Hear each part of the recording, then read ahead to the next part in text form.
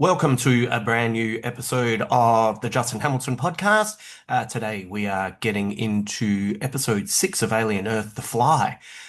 You just know that anything that has the word fly in it is probably going to be a something memorable, even going far as the Breaking Bad episode, which I know is divisive, but I always found that to be a pretty entertaining episode and a clear sign of someone slipping into madness. But we're not here to talk about Breaking Bad. We are here to talk about this episode, which this is the one we've been waiting for. As soon as everything ends up in the one place, you know it's going to go pear-shaped. And in a way, the previous episode let us know or kind of reminded us that invariably it is human stupidity that will get us into all sorts of issues. I keep reading that there's pushback about these people doing stupid things, but let's have a proper chat about that. I think, uh, you know, we talked about it with Dave Anthony, that we're just kind of a little bit homogenized to how people act on on TV shows, and especially kind of science fiction and or science-based shows, etc. You know, I work with a lot of people, and they often do stupid things. So you will literally say to someone, "Don't do this," and they will then go out and do it. So the proof is in the pudding, people. People are idiots. So, before we get into it, a couple of things. This is coming out just in time to remind you that I will be in Adelaide. I'm doing a run of gigs actually, and it's actually pretty exciting. I'm looking forward to doing all of them. So, Thursday, which is the 18th of September, I'll be in Mount Barker with Mickey D. I'm doing all of these gigs in Adelaide with Mickey D. So, the 18th of September will be in Mount Barker. It's called Mocking the Suburbs. That will be a fun show. And then on the 19th, we're doing the live podcast where Mickey and I will be doing some stand-up. Then we'll be joined by the band Truckers for Christ, where their lead singer, Charlie Hill-Smith, who was my first MC back in 1994, he'll be joining us for a podcast, and then the band will be playing. And then on the 23rd of September, Mickey and I will be performing at the Coonawarra Community Comedy Night. So all of those shows are up and running. You can get tickets for them. If you want to find them, head to justinhamilton.com.au gigs. Sorry, justinhamilton.com.au /gigs, and you will be able to find links for all of those shows for you there. So keep an eye out for that. And then, of course, if you are in Brisbane, I will be performing there on the 4th of December with a new show called Gen X Marks the Spot. It's the first time I'm performing at Good Chat Comedy. I'm pretty excited. I've heard good stuff about that place for a long time and have been dying to not only return to Brisbane, I haven't performed a solo show there in a decade, but also to check out that room and the gang that run it. September is my birthday month, so my birthday present to everyone in Brisbane is that there is a cheaper ticket price that you can get now. So once again, if you want to find links to that, head to justinhamilton.com.au /gigs. Then I need to give a little shout out to our sponsor for the rest of the year, Wonder Pies. Yes, the brilliant Ray Capaldi, one of the funniest and most brilliant chefs I've ever met. He and his partner have created this business that are just kicking goals all over Australia. They're based in Victoria, so you can find their cafes that you can get to quite easily, but you can also get online and you can order whatever you would like from them, whether they're pastries that have meat in them. If you're a fellow vegetarian like me, you have plenty of options there. There's even vegan options. There's cakes. There's all sorts of things that you can get your grubby little hands on. So a big shout out to Wonder Pies. When Ray and his team approached me and asked if I'd be interested in that.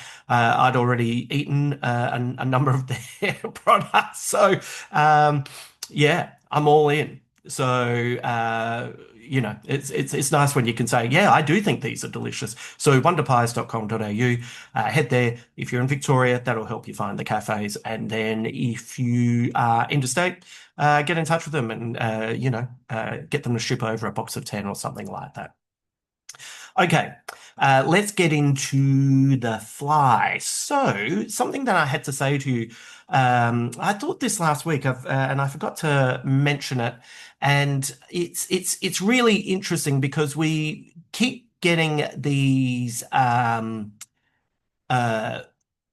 Lost Boys references, and I'm guessing Boy Cavalier considers himself Peter Pan, and it's interesting that we haven't really had a Tinkerbell analogy, and look, I read Peter Pan a long time ago, like at the proper age, not like Boy Cavalier here, and so I had to go back and do a little bit of research on Tinkerbell. And you forget that she's incredibly devoted to Peter Pan, and she's a little bit possessive, and she can be hostile towards the others. Specifically, she can be quite hostile towards the women, mainly Wendy. Who at one point she tries to cause some harm to her. So she can be loyal yet jealous. She can be possessive. She can be sassy, and there's in the story they kind of say that she's so small she can only hold one emotion at a time. So she kind of loves Peter, and he's unaware of her feelings, and it's interesting to bring that up because it's like, is that Kirsch? Is that what's going on with Kirsch? He is um, still my favorite character. The scene with Morrow was brilliant. A little bit of uh, android versus cyborg racism going on. That's a fun thing to watch, isn't it? And the fact that we've watched him like the ocular alien both watching and standing a little bit further back from the action, taking everything in. And I'm now starting to wonder if Kirsch is the Tinkerbell of this story, that, he was in many ways Boy Cavalier's number one. And now these new synthetics have come along, these hybrids, and they're kind of taking away a little bit of the attention and a little bit of the respect. We've seen Boy Cavalier needle Kirsch on a number of occasions. So it's starting to think, he's running his own experiments. He's kind of a little bit above the fray. Everyone else is, down deep in it, but he's watching. I feel like he's the Tinkerbell, and he is also the ocular aliens. You know, one for one, as it were. Both just keeping an eye on things and curious to see how things are going. I found it fascinating that he watched everything that was going down and just kind of let it happen. He seems. Uh, I know he seems kind of a little bit cold, a little bit removed from his feelings, but sometimes that can be that impassive kind of approach. It can be masking deeper feelings. So I'm starting to wonder if that's our analog there. But man, what a what a great episode for him, and Timothy Olyphant just continues to knock it out of the park. Um, yes, it's interesting to see what's happening with all of our lost boys slash girls. Wendy is interesting. She's really pushing back against anyone making decisions for her. She's becoming more and more grown up, I guess, and more autonomous. She once again has to kind of put her brother in his place because she doesn't necessarily need to leave the facility at this point. She's suspicious of a lot of things, but also what I find really interesting about her relationship with the alien is that, like a lot of young people, she has pertinent points. She sort of says, these aliens were brought here. These aliens didn't want to be brought here. Uh, she brings up the point that humans are, the most dangerous. And let's be honest, like you can apply that to our current situation where you can say, oh, algorithms are ruining this and social media is ruining that. But in the end, these are all excuses for people acting poorly, and regardless of how they got there, the fact remains that they're the people who are participating in these actions. And so she makes pertinent points. On the flip side, these things are gonna kill everybody. So I wonder that even though she shows a particular high intelligence and a wisdom beyond her age, don't let it underestimate the fact that she is still young and she's also naive, and there aren't simple arguments to be made here. Yes, everything she says is intellectually correct. On the flip side, I'm not trusting any of those things. They are scary and they look like they are ready to run riot. So, something to keep in mind as we move forward. But that's kind of what I enjoy about the show. It's like, no one's quite right, no one's quite wrong. There are people that are more wrong than anything, but and there's some people who lean more towards having, the best of intentions. But there's still lots of mistakes, and that's kind of what it means to be human, I guess, is the fact that you can be brilliant so many times, and then you can just have a brain fart, and it's game over, man. Um, Hermit realizing that the island is a prison and wanting to get off. Once again, the best of intentions, but he is naive and does not know how to play the game. Talking to his friends, they're like, don't try and get off, man. We're actually making money here, and this is a pretty sweet job. So, you know, he lacks a subtlety there. Kirsch looks at him and is like, Wendy could be the most brilliant person of all time, and she could take us beyond the stars.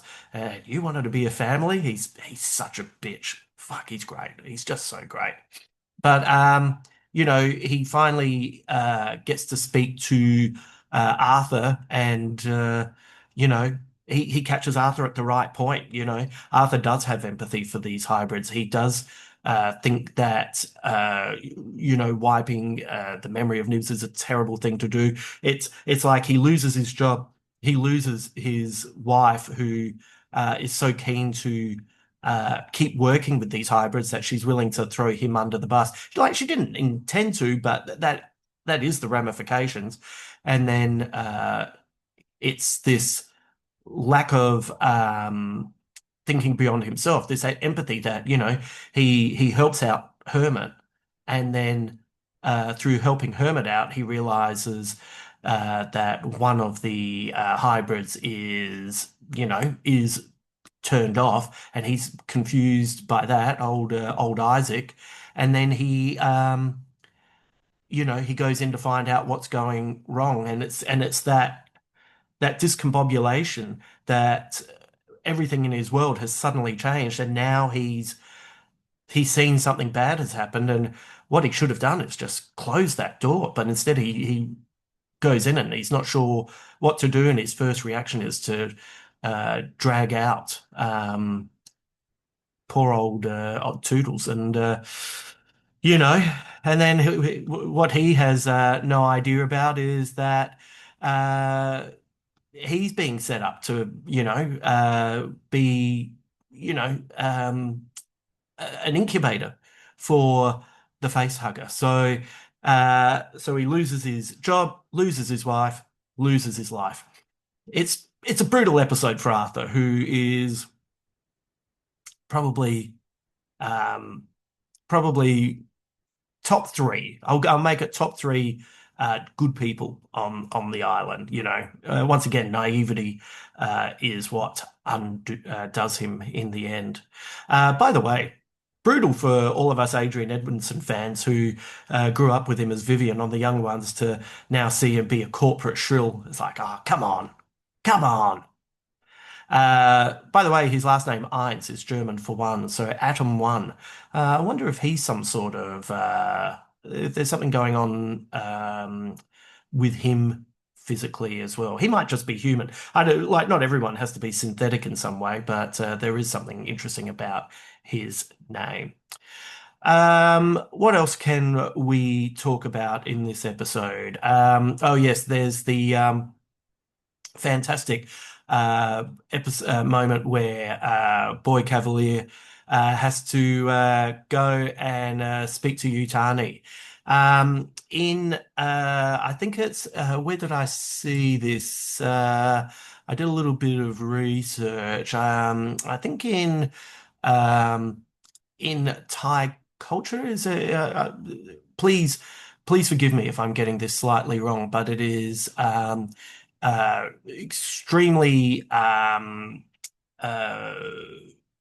uh, what's the word? Far out. Sorry, I'm recording first thing in the morning before heading out, and I'm drawing a blank on the word. Disrespectful. Goodness gracious, not even that big a word. To show you the soles of your feet to someone, and so all of his moves throughout this are so disrespectful, and he knows what he's doing. He's doing all of this to um, almost make it look like everyone's kind of reacting to the anger in the moment, and then he uses all of this to politically outmaneuver Yutani.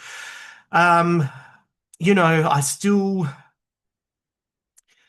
don't know that things are going to end well for him. It's interesting because once again he is intellectually brilliant, but he is also an absolute knob.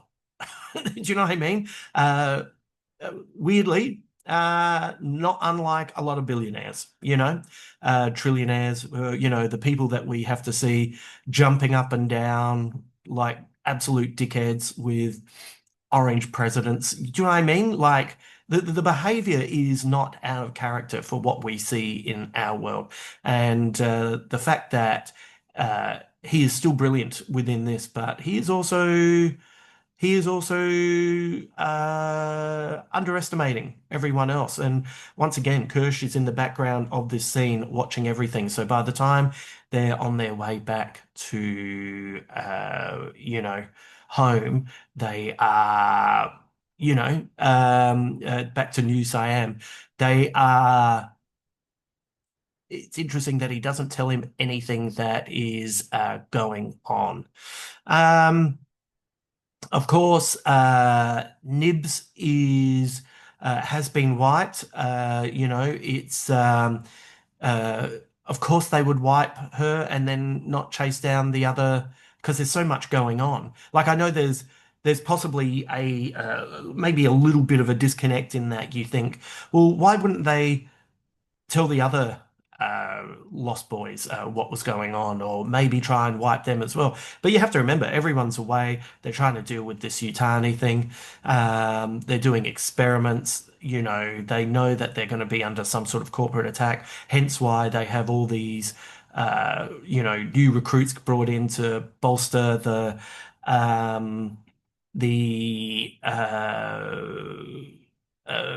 defenses. Like what they should have been doing is probably bringing in uh, more scientists. You're like, get down there and work out what the hell is going on here.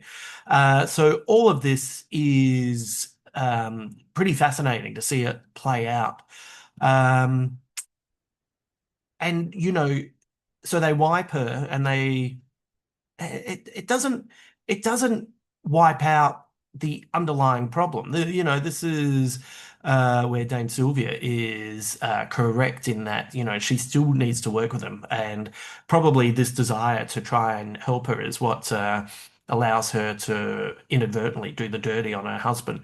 But okay, yeah, you've wiped the memories, but she had stated before that she had trauma in her past, and they knew when she was chosen that this could be a problem.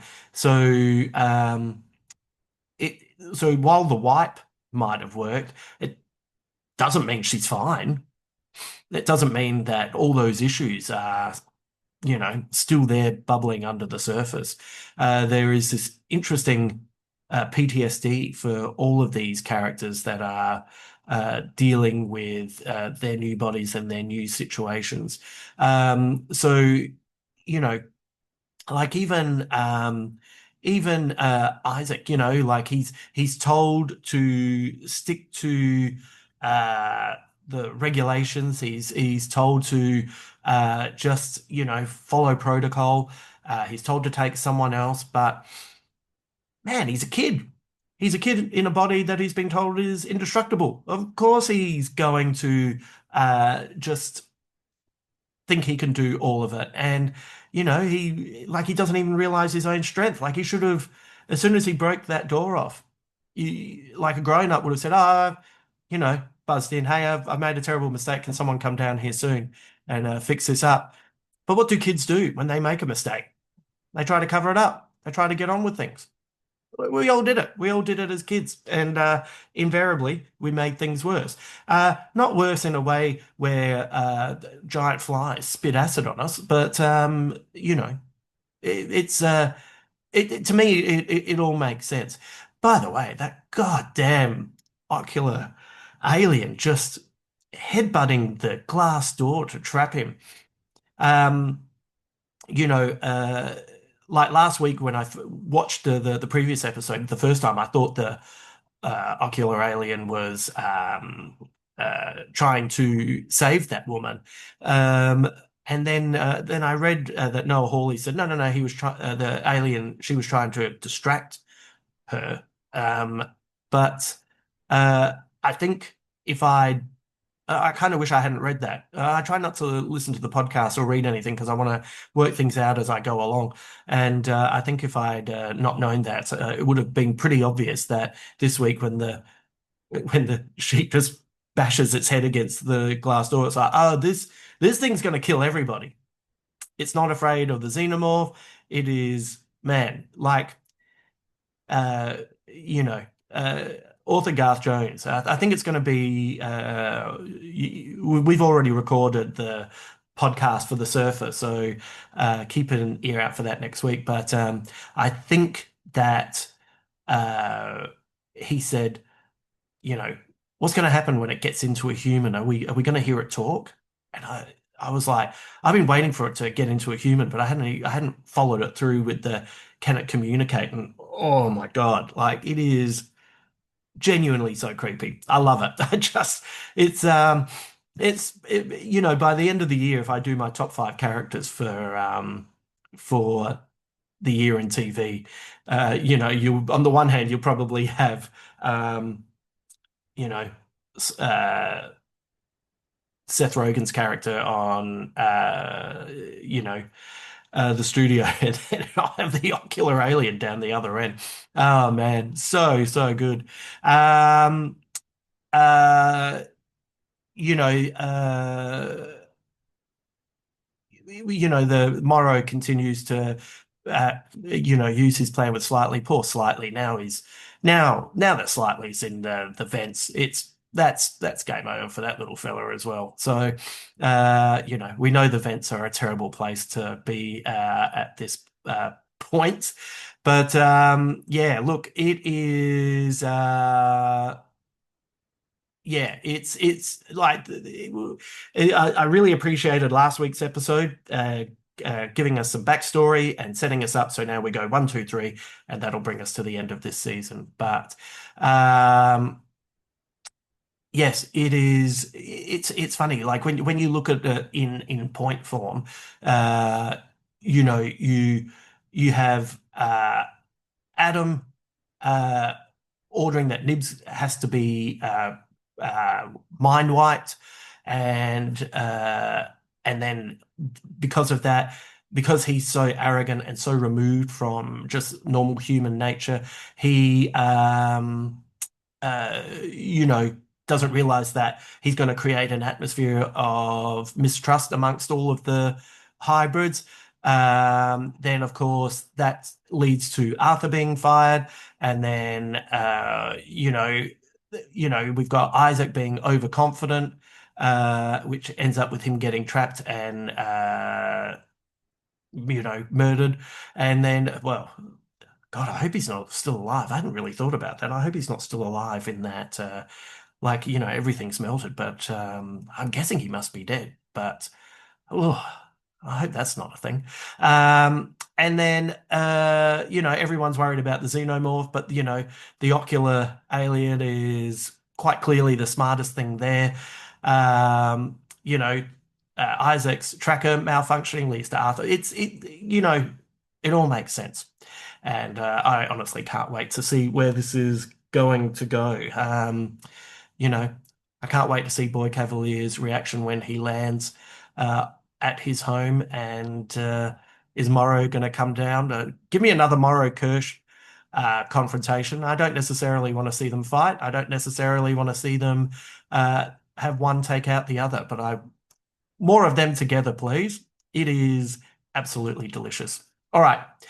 That's enough out of me for this episode. I hope you enjoyed it as much as I did, and I hope you're enjoying this season as much as I am as well.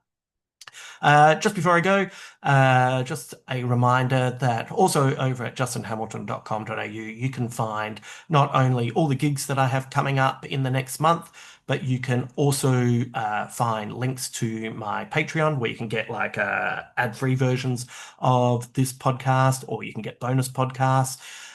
You can also have access to free tickets to shows that I am producing.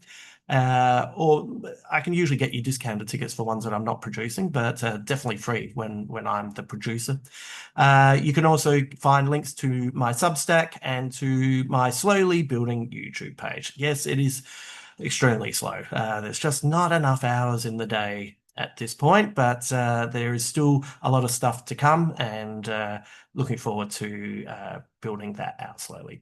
Thanks for either listening or watching this. I hope you're well, and I look forward to getting back to you soon with the next episode. I reckon the Surfer episode with author Garth Jones will be out next, but yeah, we'll be back soon to talk some more Alien Earth. So, all right, you look after yourself, and until then.